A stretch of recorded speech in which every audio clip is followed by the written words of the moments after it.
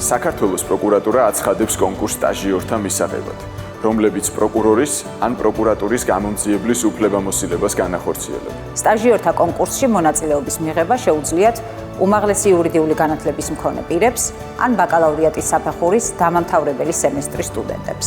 კონკურსი სამეტაპიანია: განაცხადების გადარჩევა, ტესტირება და გასაუბრება. კონკურსში წარმატებული კანდიდატების შესაბამისი მოსამზადებელი კურსის გავლის შემდეგ საქართველოს პროკურატურაში პროკურორის ან პროკურატურის გამომძიებლის უფლებამოსილებით სტაჟიორებად დაინიშნებიან. სტაჟირება ანაზღაურებადია. სტაჟიორების ხელფასი 1390 ლარის ოდენობით იქნება განსაზღვრული.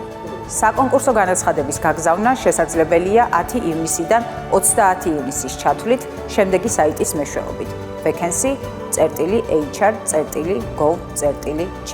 დეტალური ინფორმაციისთვის ეწვიეთ საქართველოს პროკურატურის ვებგვერდს www.pog.gov.g.